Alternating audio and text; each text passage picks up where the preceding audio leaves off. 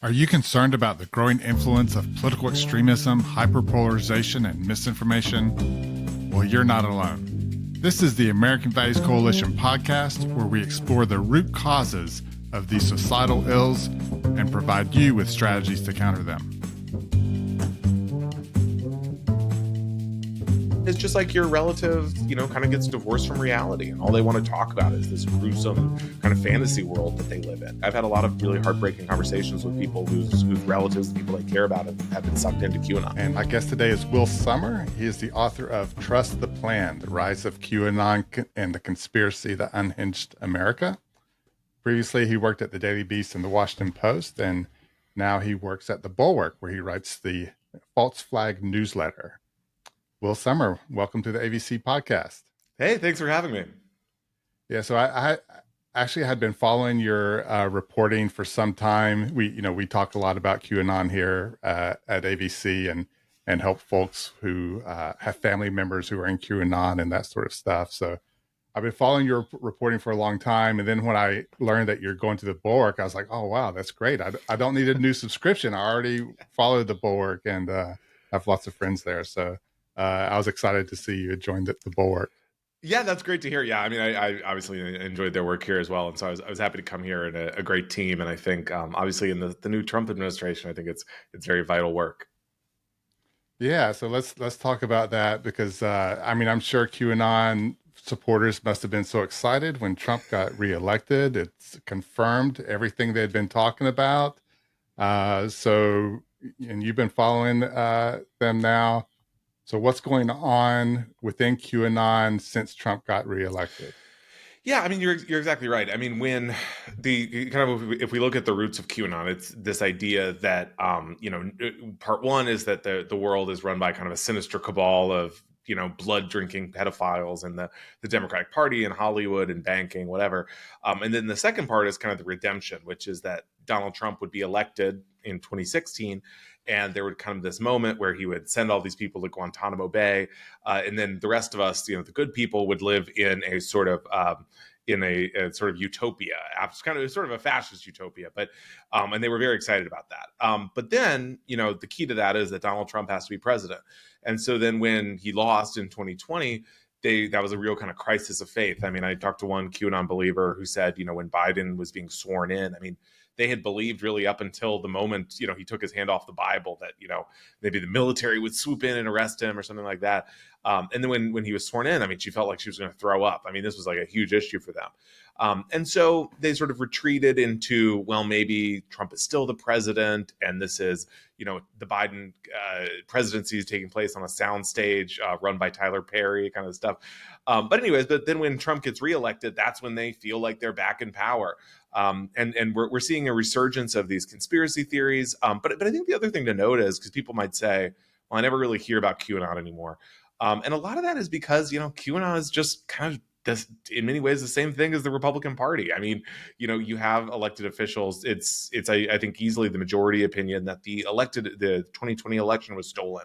I mean, it's become so much more normalized, I think, to be a conspiracy theorist in the GOP that in many ways QAnon doesn't stand out like it once did.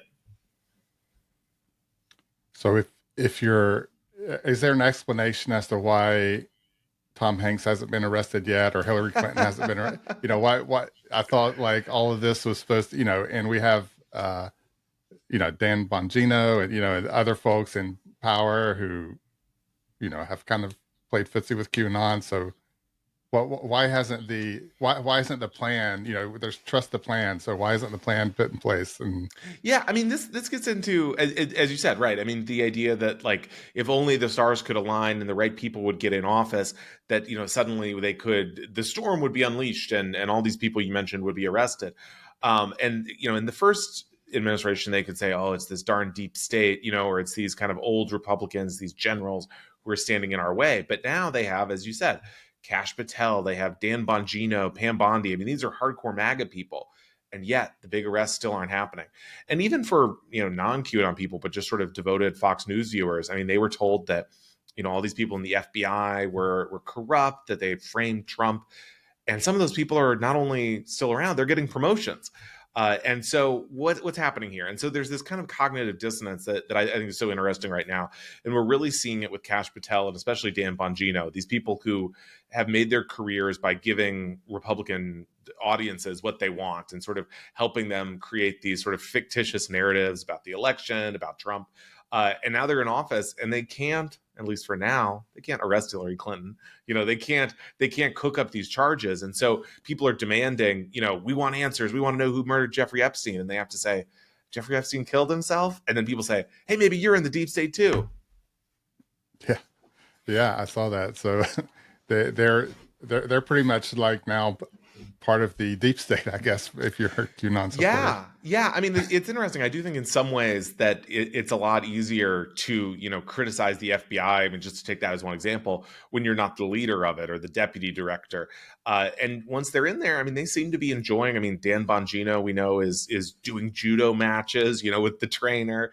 And Kash Patel seems to enjoy the celebrity. He's traveling a lot. He's going to the tactical villages with the guns and all and the body armor. And so I think there is that aspect too of, now that they're in charge, they don't really want to like rip down the FBI. They want to maybe remake it in their image, but they also enjoy being the leader. I mean, we saw this with Doge. As soon as the cabinet secretaries actually got in, they said, whoa, hey, back off. This is my thing now. Yeah, so you'd mentioned how like it's become just the norm to be a conspiracist within the MAGA universe.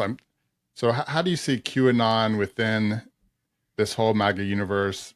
That's um, well, well, first of all, let me point out it's not unusual to have uh, social movements where there are different factions that don't always agree and don't always get along, and so you certainly see that in other places. But within MAGA as well, you'll have things like both white supremacists and non-white people, in the same coalition, or you have like uh, anti-Semites and like these uh, hyper pro-Israel, the Israeli government can do no wrong type. Also, so you have sort of these odd, it's the strange bedfellows, thing is within the MAGA universe. At our last podcast, we spoke with Matthew Taylor, who talked about the New Apostolic Reformation and how that kind of fits within the MAGA universe. Like, how do you see, like, with all these factions, where does QAnon fit? Yeah, I mean, I think QAnon is a sort of, you could imagine as kind of like the ultimate Trump fan club but I mean, they have a lot of, even within QAnon, there are a lot of kind of different beliefs or sort of like levels. And so on, there's kind of a faction that, if we go back to like the Mueller Russia investigation, a lot of people got into it because they were watching Fox News and they were seeing all this stuff about, it kind of like the spy stuff, the sinister figures in the FBI. And so they got into it because of that. But then during the pandemic, I mean, you had people who got into it because they didn't like vaccines. They didn't want a mask. They were mad about schools being closed. And then you have, kind of a crunchier QAnon or a sort of Instagram wellness QAnon. And there's a lot of overlap with the vaccine stuff, but maybe they think that, there's kind of impurities in the food supply, a lot of what we might think of as like RFK Jr. type people. And so there's a lot of factions even within QAnon. But then more broadly, I mean, I think they are, there's people, they're people who want answers, right? And often these are kind of the wrong questions they're asking or the things they want don't exist. But I think, and taking it back to Dan Bongino, I mean, for these people, I mean, they think that finding out who killed JFK. I mean, these are not like serious policy issues as we think of them, but like. And perhaps this is because I think getting anything real done in American politics is so difficult that that this interest now is in like disclosure, and so they want answers about Hillary Clinton's crimes, or they want answers about who killed Jeffrey Epstein. And so that's really like the faction, I would say, is that they want these answers, and when they don't get them, they get very unhappy and they say, well, maybe we should get rid of you and put in someone who will get us the answers. Yeah, and they're pretty much immune to like factual information, and you wrote about this, how you've interviewed people who have loved ones or family members in QAnon. So talk a little bit about, so what are those interviews like? What is it like, broadly speaking, for someone who has a loved one or a family member who's gone deep into QAnon, what's their life like because of that? Yeah, I mean it's awful. I mean it really is a sort of just such a sad situation often. I mean, and typically it's often people who never thought of, I have this crazy spouse or a parent or child, adult child. But then it's maybe they're interested in things that are, the technical term I think is like stigmatized knowledge, and so things that are maybe outside of the mainstream or once were like, let's say, Bitcoin or yoga or like alternative acupuncture, alternative healing, whatever. And so if that has worked, or that person has sort of found their place within a community like that they were perhaps mocked for, they might say, then get into QAnon and say, well, that's, you guys said yoga was crazy, and look what that did for me. And so, but then when someone's really into it, I mean, it really is, it can kind of hijack their lives, and it's sort of like a whole different person. Because, if you think about it from the QAnon believers' perspective, I mean, they believe that, that the world as it is structured is built around, committing heinous crimes against children, that just about everyone in power is like a sort of like devil-like figure. And if people, in your family are saying, that's crazy, you got to calm down. I mean, they at best think you're kind of a dummy, who's blind to this, and at worst, I mean, they think you're kind of part of the conspiracy. And that's why we've seen, in extreme cases, members of QAnon, murder people in their family, stuff like that. And so, I mean, but in sort of a much milder version, but still very sad one. I mean, it's just like your relative, kind of gets divorced from reality, and all they want to talk about is this gruesome kind of fantasy world that they live in. And so, yeah, I mean, I've had a lot of really heartbreaking conversations with people whose relatives, the people they care about, have been sucked into QAnon. Yeah, and just to give you an idea about how difficult it is, I mean, you talked about someone who was like, "Hey, mom and dad, tomorrow Oprah and Tom Hanks are going to be arrested," and then, but then, like the arrests don't happen. You would think that would be the moment, like, "Oh, you know, this is BS. I can't trust this." But that aha moment doesn't come. Um, so it really shows how difficult it is to kind of break through. Yeah, I mean, it's very people. I think they invest a lot of their identity in whether it's QAnon or another sort of like a movement that the other examples go back to religions that predict that there will be an apocalypse on X date, and then when that doesn't happen, it's very occasionally people come out of it, but it's very difficult to say, wow, I was completely wrong about all the choices I've made for the past 5 years for my life, and how do I grapple with that? How am I going to kind of rejoin the normal world? And I think often people, to our surprise, find it easier to say, well, maybe we misread the clues. I mean, in the case of QAnon, the genius was that the clues were so cryptically written that, and not always though. I mean, a lot of times it was kind of a specific prediction, but they could say, Hillary, Huma, November 30th arrest. And so, just to sort of make one up. And so you might say, well, that means they'll be arrested. Hillary Clinton will be arrested on November 30th. But then they might say, when let's say that date comes and goes, they could say, well, maybe it's November 30th, 2025, or what have you. I mean, in the case of Trump losing in 2020, they could say, well, I guess the deep state was stronger than we thought. And maybe it's that he's got to get reelected now. And so there are all these kind of ways to reinvent it. And there are a lot of people who are making money off of keeping people enthralled with QAnon, and so there are plenty of people coming up with these rationales. Yeah, and so a lot of our supporters come to us because they do have friends or family members who have gone down this road of right wing extremism. Sometimes it's QAnon, sometimes it's other things. But I know you spoke to some experts, asking, what can you do if you have a friend or family member to help them come out of that? And what did you find? What did the experts tell you?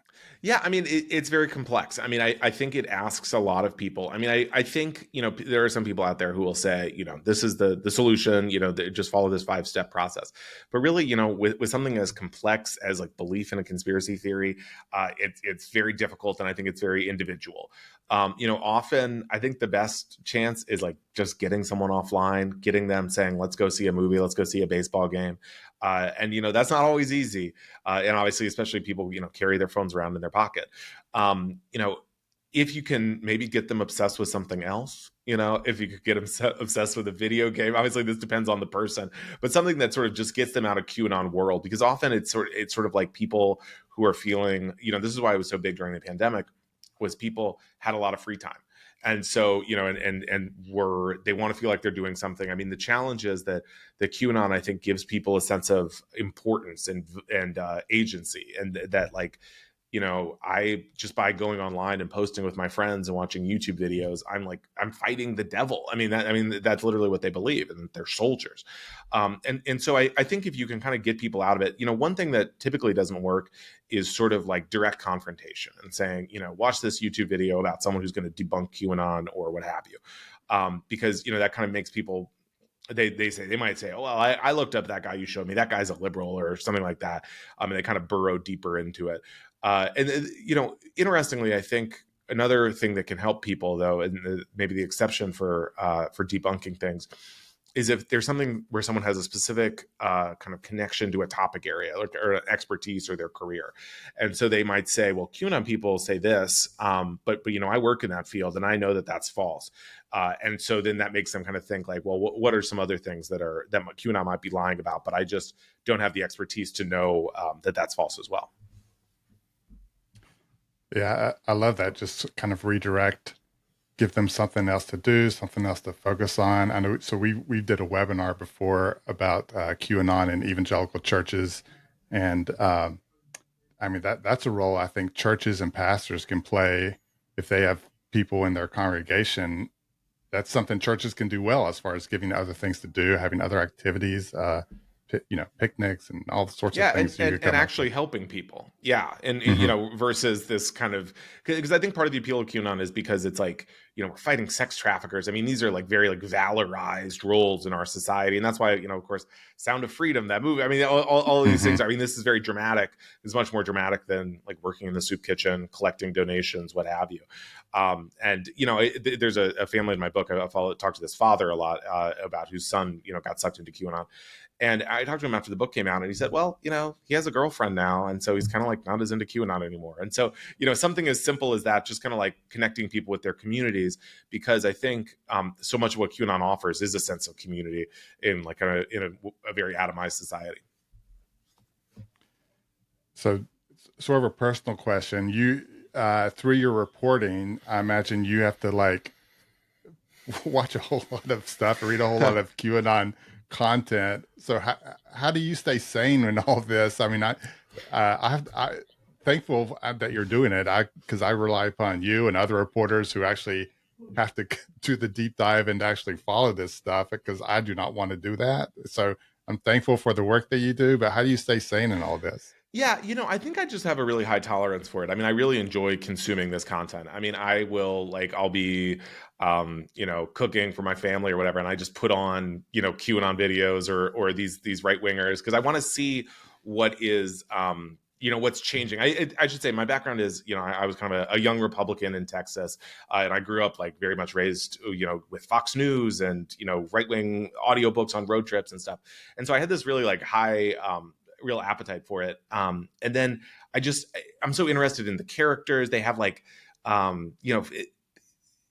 it's a great world to cover and to read about if you're interested in it, because there's so many factional disputes and these big personalities, and often like very defective personalities, and they're always betraying each other. And there's also, we can see like the ideological currents shift often because Trump says something totally totally new, and they say, oh my gosh, we have to change out everything we believed.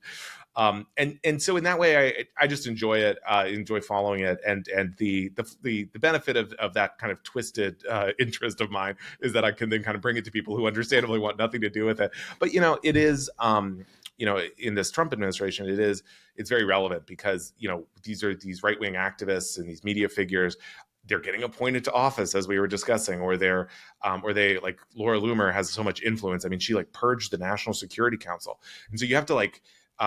I find it useful to sort of know what these people are talking about, because often it becomes, a day or two later, it becomes a White House agenda item. Yeah, you had mentioned earlier in the in this podcast that the utopia would be like a fascist utopia, and so um, we're seeing now all these authoritarian kind of moves from the Trump administration where they're ignoring the Constitution, ignoring our rights. Um, has QAnon in some way kind of made it easier to accept these sorts of things? Yeah, I think that's a great point. I think QAnon really is a sort of, it's been called like a proto-fascist movement or whatever. But I do think that it very much like gets people to accept the idea of a dictator, really. I mean, because at its heart, the vision of QAnon is this moment called the storm. And that's when, at best, Tom Hanks, Oprah, everyone in Hollywood and the Democratic Party is shipped off to Guantanamo Bay. And really, in practice, I mean, in their vision, there are military executions and all this kind of stuff that follows. But back in the US, people, they're getting their debts abolished. If you live, all diseases are being cured by secret technology. This is their vision. And so, if you rent a home, suddenly you own the home. And you might say, this stuff sounds crazy. But I mean, this is what a lot of them believe. I mean, a lot of people who were involved in January 6th, who were QAnon believers, had these big debts, or they were convinced that this moment was going to come on January 6th. One guy who was arrested, who was kind of like on the front lines, he had just bought a huge car, and someone said, "How are you going to pay for that?" And he said, "Well, don't worry, the storm is coming. I'm going to, the debt will be cleared." Or in Ashley Babbitt's case, I mean, she believed that it was the storm and this kind of big utopian moment was awaiting us. And so it's become a very, motivational vision for these people. So your book was published in 2023. Anything since then that surprised you, or think that you got wrong, or something that you would have wrote differently? Yeah, it's interesting. I mean, I do think sort of throughout the process, I've consistently been surprised by the growth of both QAnon and other conspiracy theories. I mean, when I saw, I covered Pizzagate when that first started in 2016, and I thought, wow, this is so crazy. And then, the guy shot up the pizza place. And then, a few months later, I saw QAnon people marching in the streets of DC, maybe like 100 of them, kind of chanting their slogans. And I thought, wow, this is beyond crazy. This has got to be the end of it. And then sort of every year it kept growing and growing and growing. And I mean, even in 2020, when Trump got up at the night of the election and said, I didn't lose, this election was stolen, I thought, wow, this is so crazy. But the ways that it kind of consistently has grown, I think has definitely surprised me. The book is Trust the Plan, and the newsletter is the False Flag newsletter, which you can find on the Bulwark, a publication we strongly encourage you to subscribe to, and that we share a lot. Anything else you got going on you want to share? Yeah, I'm posting on Blue Sky on Twitter or X or whatever. I mean, we also have the Bulwark YouTube channel where we're always putting out new videos. And I think the sad reality is there are plenty of things to talk about these days, and so I hope people will follow us. Yes, thank you for joining us. Happy to be here.